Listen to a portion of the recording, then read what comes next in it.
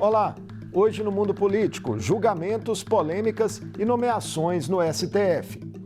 A Suprema Corte Brasileira deve decidir em breve sobre questões de grande repercussão nacional, como o marco temporal para o reconhecimento de terras indígenas e a descriminalização do porte de drogas para consumo pessoal. E tem movimentado o noticiário também a reconfiguração do tribunal, com as indicações do presidente Lula e os processos que envolvem o ex-presidente Bolsonaro e seu grupo político. Eu converso com a professora de Direitos Humanos da Faculdade de Direito da UFMG, Juliana Alvim. Juliana, um prazer recebê-la novamente no Mundo Político. Seja bem-vinda. Obrigada, o prazer é meu. Juliana, o Supremo volta a julgar o marco temporal para a demarcação de terras indígenas em 20 de setembro. A Corte tem, por enquanto, 4 votos a 2 contra o prazo de limitação fixado ali em 5 de outubro de 1988. Como você viu os votos que foram dados até aqui, qual que é a importância deste julgamento, para os direitos dos povos tradicionais do país? Esse é um julgamento extremamente importante no reconhecimento desses direitos, que vai dar mais tranquilidade, mais segurança nesse cumprimento do que estava previsto já originalmente na Constituição de 88. Com relação aos votos, a expectativa é que essa maioria se consolide, como você mencionou, está em 4-2. A ministra Rosa Weber, ela já se manifestou no sentido de que ela quer depositar seu voto antes da sua aposentadoria. Então, é possível que em breve se configure essa maioria contra a tese do marco temporal, que é uma interpretação da Constituição que limitaria a titulação e o reconhecimento desses direitos. A ministra Rosa Weber, inclusive, fez uma visita emblemática ao Vale do Javari, no início do ano, em que prometeu que realmente esse julgamento aconteceria ainda na sua gestão. Exatamente. E a ministra ela tem se empenhado nessa pauta, inclusive anunciou também sobre a sua gestão a publicação da Constituição brasileira em idiomas indígenas, como também parte dessas iniciativas. Juliana, em outro julgamento recente, também suspenso, os ministros do STF ficaram a um voto de formar maioria pela descriminalização do porte de drogas para consumo pessoal.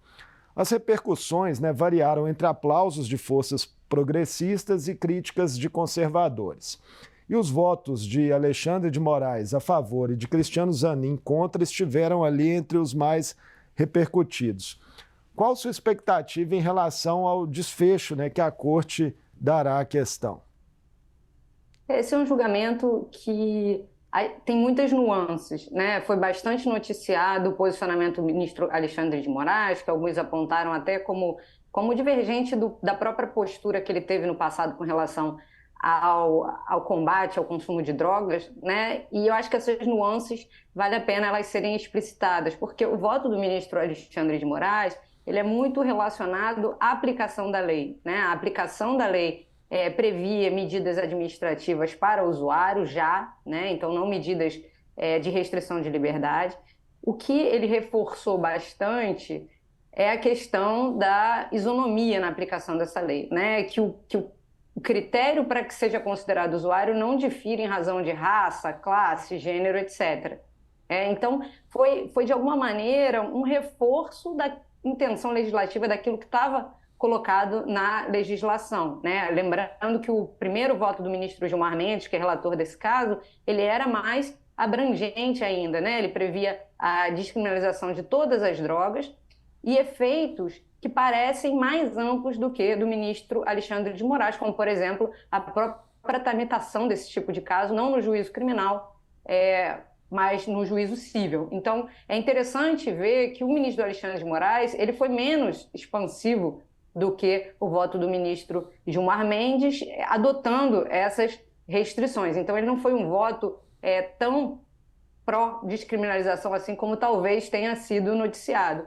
O ministro Zanin, a seu turno, por outro lado, foi bastante criticado por ter votado contra essa descriminalização, mas a consideração dele, a justificativa dele é que declarar a inconstitucionalidade desse artigo deixaria um vácuo, que o artigo é o único que regula essa questão do usuário e, quando ele falou, ele mencionou a questão da isonomia também. Talvez cause surpresa, porque a expectativa, com a entrada, com o ingresso do ministro Zanin no STF fosse que ele tivesse uma postura bem mais restritiva com relação ao uso e aplicação do direito penal.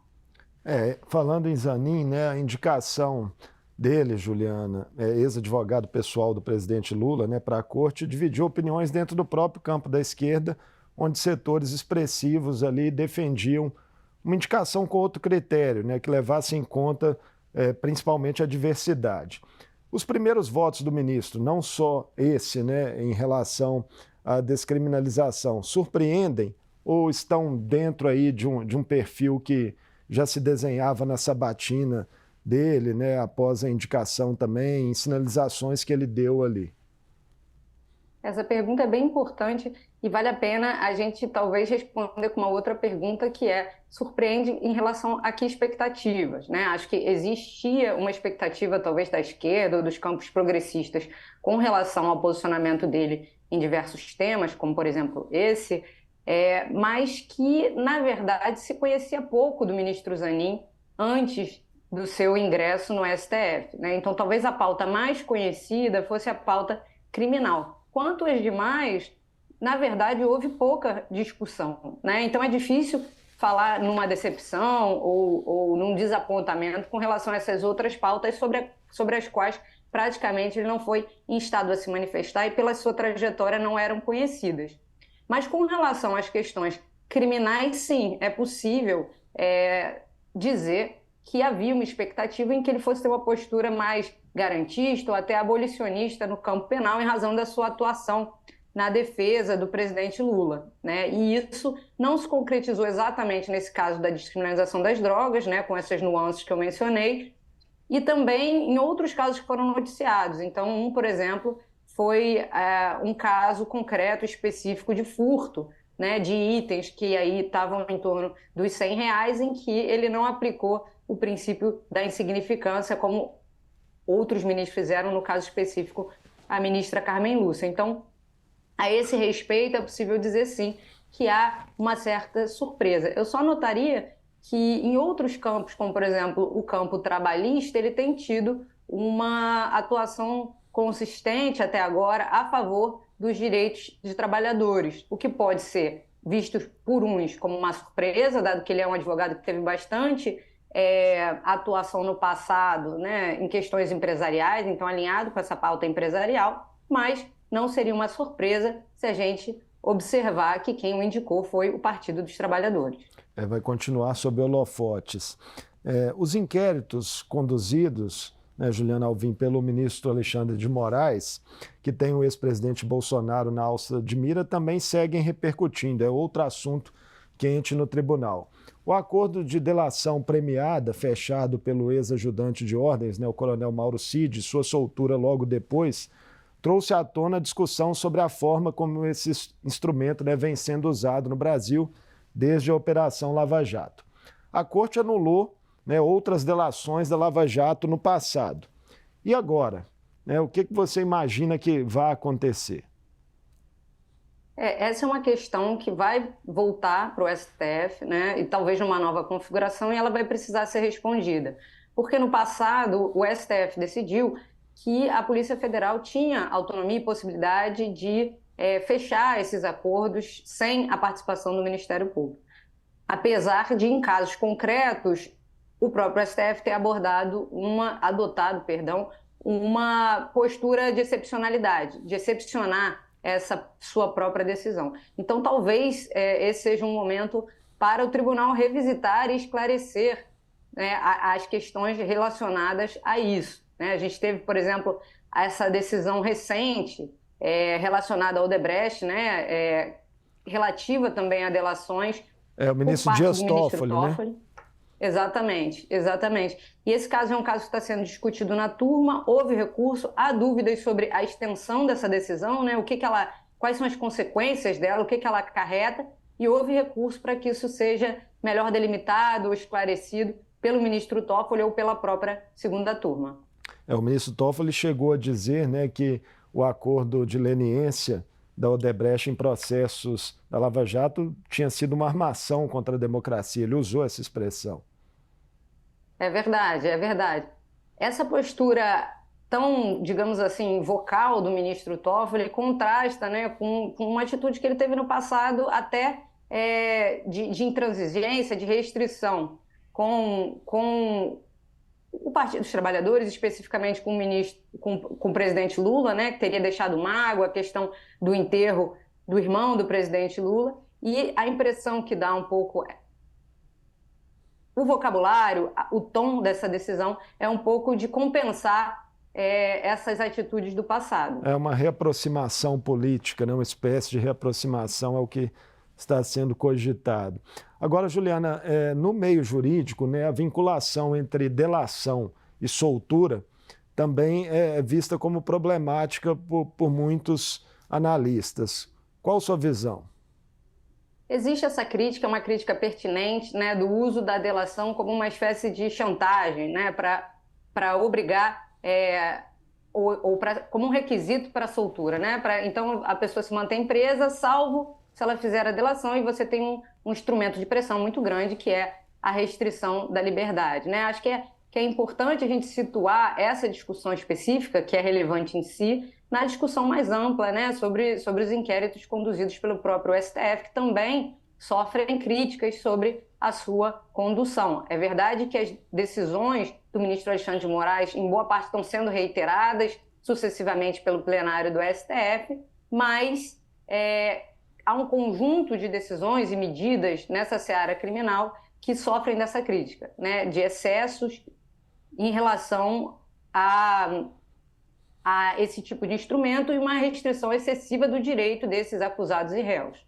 Num passado não muito distante no Brasil, várias decisões da Lava Jato foram confirmadas por tribunais superiores também, né? O senador Sérgio Moro sempre alega isso em sua defesa, né? Quando é confrontado com excessos da operação. É verdade, mas lembrando também que o próprio STF se deparou com essa questão, lidou com essa questão e entendeu que houve parcialidade nesse caso. Pois é, são as mudanças de posicionamento do Supremo. E os votos dos ministros, né, Juliana, também renderam polêmica pela forma como se dão, a partir de uma declaração recente do presidente Lula, que defendeu na semana passada que esse processo deveria ser sigiloso, aí como uma forma de conter o que ele chama de animosidade da sociedade com o tribunal. Há modelos variados ao redor do mundo, né? O que você pensa a respeito dessa fala do presidente? Acho que depende do que a gente está falando, né? Falar de sigilo das decisões é impossível, até à luz da Constituição, da maneira como está colocada, né?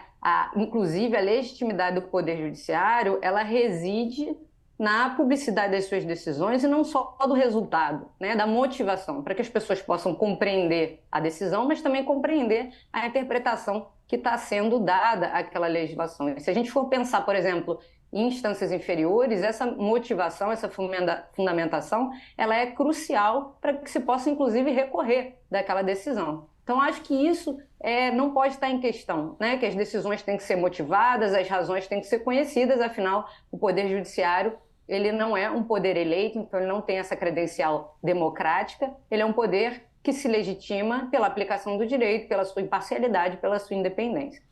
O que dá para discutir, sim, é o modelo decisório, né, do STF, no caso específico, se a gente fala do Supremo Tribunal Federal, né? Cortes adotam modelos diferentes em relação à publicidade ou não das deliberações. Então, no caso brasileiro, né, as deliberações, os debates, eles se dão em público, isso não só no STF, mas no STF há uma peculiaridade, inclusive com relação a outros tribunais do mundo, que é o televisionamento dessas sessões. Então, existem várias discussões na literatura sobre isso, que envolvem televisionar ou não, quais são as vantagens e as desvantagens. Então, é possível falar que o televisionamento dá mais transparência, dá mais proximidade, tem um efeito pedagógico, né, de explicar as decisões, de facilitar uma compreensão do que se debate nessa seara, e há efeitos negativos que são apontados pela literatura também, né, como, por exemplo, que esse televisionamento inibiria uma deliberação sincera por parte dos ministros, que atuariam ali de alguma maneira sabendo que estão sendo filmados. Então, essa é uma outra discussão, né? Essas deliberações devem se dar a portas abertas ou a portas fechadas, como, por exemplo, acontece em vários outros tribunais, para dar um exemplo, o Tribunal, a Suprema Corte dos Estados Unidos, ou televisionado ou não. Então, essa é uma outra discussão. E existe ainda uma terceira discussão que tem a ver com votos divergentes, né? O Supremo Tribunal Federal, ele decide de um modo que é conhecido como seriatim, não é per curiam, ou seja, cada ministro dá a sua manifestação de voto, mesmo que esse voto seja acompanhe o relator ou acompanhe a divergência, né? Outras cortes do mundo, e aí o exemplo francês talvez seja mais tradicional nesse sentido, opinam como corte. Então, você não sabe quem votou de que maneira, você tem uma opinião da corte que vai ser publicizada de maneira una.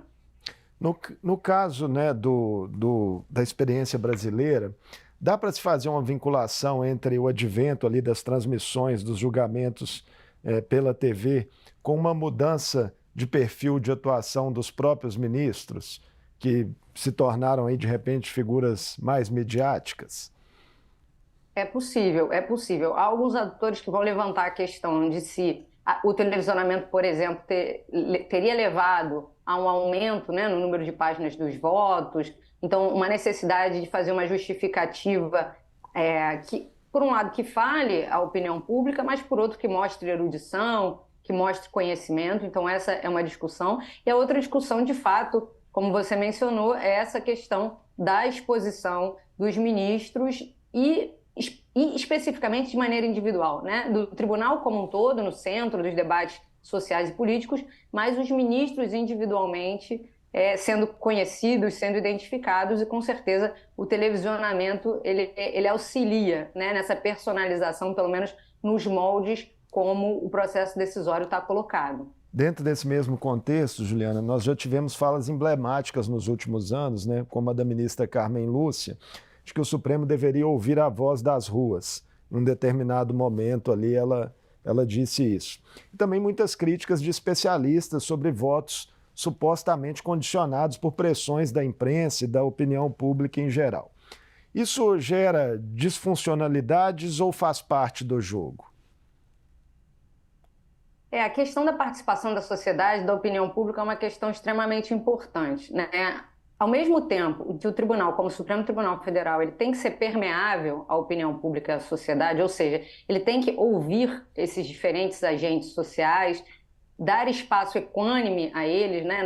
Não dar preferência a uns em detrimento de outros, então estar aberto à participação da sociedade, a que a sociedade traga seus argumentos, suas visões.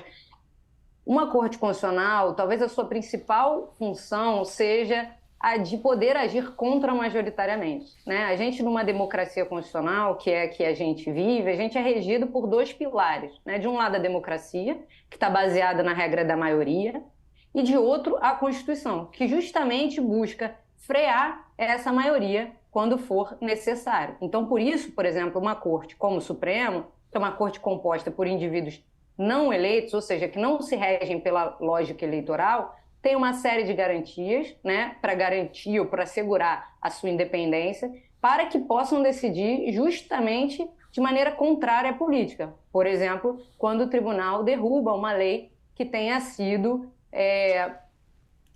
promulgada pelo Congresso Nacional com sanção do presidente da República, então com a atuação dos poderes eleitos, ele exerce essa atuação contra-majoritária, quando declara uma lei dessas incompatível com a Constituição, ou seja, inconstitucional. Essa é uma função extremamente importante, tanto para assegurar as próprias regras do jogo democrático, né? Porque senão qualquer pessoa que estivesse no poder ou na maioria poderia alterar essas regras para se beneficiar, e também para assegurar direitos de minoria, que no espaço majoritário não vão poder fazer valer as suas perspectivas e os seus direitos.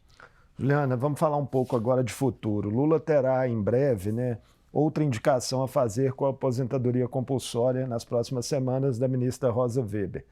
Será que dessa vez um jurista negro ou uma mulher tem mais chances de ser contemplados, né, como defendem uma série de movimentos sociais?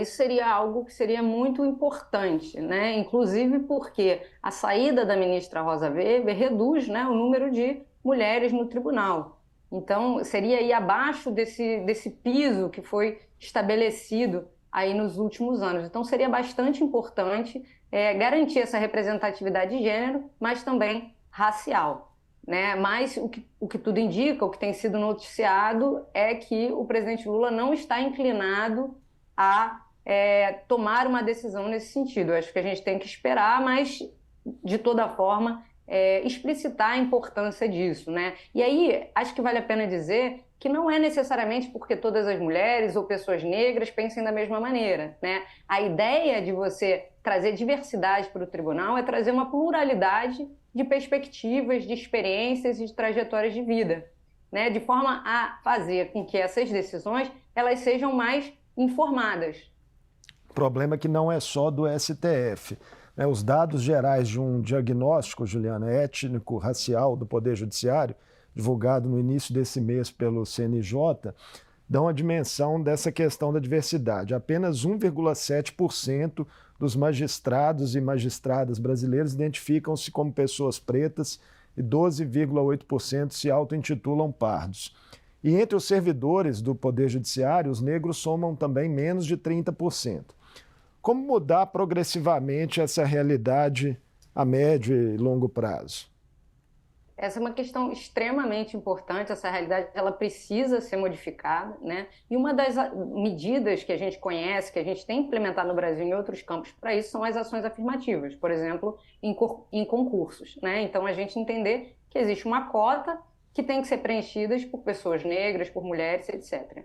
Mas, apesar de muito importante, essas ações afirmativas elas não são necessariamente suficientes. Então, elas são um ponto de partida, mas não de chegada. Existe toda uma literatura que trabalha a questão das ações afirmativas e que vai identificar que, muitas vezes, apesar do número crescente de mulheres, pessoas negras, em determinados espaços, isso não muda as formas de interação, que ainda obedecem a certas hierarquias e dinâmicas de poder. Eu tenho um artigo que foi elaborado com os professores Rafaela Nogueira e Diego Werneck, em que, por exemplo, a gente analisa no STF as divergências, e a gente vê que tem muito mais chance de sofrer divergência um caso em que a relatora seja mulher, né? Isso levanta algumas perguntas. Será que existem estereótipos, dinâmicas de gênero que estão desempenhando um papel nisso? Acho que o mesmo vai ser perguntado para a questão racial. Então, as ações afirmativas, elas são importantes, extremamente importantes, eu diria até cruciais, mas outras medidas que mudem a forma de deliberação dos tribunais, se a gente estiver falando de tribunais, elas também são importantes para alterar essas dinâmicas e essas hierarquias que muitas vezes se mantêm, apesar do ingresso de pessoas negras ou de mulheres nesses espaços. E essa pouca diversidade do Poder Judiciário, Juliana, tem reflexos diretos nos resultados de julgamentos? É possível se fazer essa associação? Pode ter, né? Existe uma grande pergunta na literatura, que a literatura tenta explorar, que é, por exemplo, pessoas negras decidem de maneira diferente de pessoas brancas, mulheres decidem diferente de homens. E existem vários resultados. Existem resultados que associam isso, por exemplo, a determinados temas, né, em que aquela pessoa tem uma experiência, uma vivência pessoal. Então, esse é um elemento, mas ele não é o único elemento, né? É importante, por exemplo, mesmo que não se mude o resultado final do caso, que sejam trazidos argumentos variados, que sejam trazidas perspectivas variadas, ainda que seja na minoria. Então, eu dou um exemplo aqui da Suprema Corte dos Estados Unidos, né? Com a ministra Ketanji Brown Jackson, que entrou recentemente, para integrar, na maioria dos casos, a minoria, né? Mas que tem exercido um papel extremamente importante de veicular razões, de puxar o tribunal para uma perspectiva mais crítica em alguns temas, mesmo quando ela fica vencida, mesmo quando ela fica na minoria. No caso de condenações, por exemplo, né, e prisões de mulheres negras, muita gente diz que há uma forte relação com a lei de drogas, né, que foi implementada no Brasil e, para muitos, de forma equivocada. Sem dúvida. A lei de drogas, ela mostra muito a aplicação da lei de drogas, né, a seletividade do Poder Judiciário, das forças policiais brasileiras, sem dúvida. Juliana, a saída da ministra Rosa, né, também acarretará uma troca de comando no Supremo com o ministro Luiz Roberto Barroso assumindo aí a presidência do tribunal. São perfis bem diferentes, né? O que você acredita que deve mudar e sua expectativa também em relação à pauta, né, do tribunal para esse restante de 2023? Essa diferença dos ministros, ela se dá de maneiras diversas, né? Seja na relação com alguns temas, então, por exemplo, a gente tem a ministra Rosa Weber, tradicionalmente no campo dos direitos trabalhistas, se posicionando a favor dos direitos de trabalhadores, e o ministro Barroso, tradicionalmente, se posicionando a favor da livre iniciativa, da liberdade econômica. Então, por exemplo, nesses casos, a gente vê uma diferença de abordagem, mas também a gente vê uma diferença na postura institucional de cada um, né? O ministro Barroso é um ministro que participa mais do debate público, que muitas vezes está na mídia. Foi muito criticado recentemente, né, por uma participação em um congresso da UNE. Exato, exato. Algo que dificilmente teria acontecido com a ministra Rosa Weber, né, que é conhecida por não dar entrevistas, não falar fora dos autos ou fora da sua posição institucional. Então, isso é algo que vai mudar. A gente tem que ver como é que isso vai se operacionalizar na prática e também qual é a postura que o ministro Barroso vai querer ter na presidência, né? Que é uma postura também, uma posição diferente de um ministro que integra o colegiado. Ele vai muitas vezes falar pelo tribunal e vai comandar também questões institucionais. Então, a gente teve, por exemplo, recentemente, no final do ano passado, mudanças no processo decisório do Supremo que foram importantes e capitaneados pela ministra Rosa Weber, por exemplo, com o estabelecimento de prazo para o pedido de vista mais rígido, com submissão imediata de decisões monocráticas para o colegiado. Tudo isso foi construído a partir dessa postura da ministra Rosa Weber, né, que é uma ministra que sempre foi muito deferente ao coletivo, ao colegiado, e conseguiu traduzir isso em mudanças institucionais.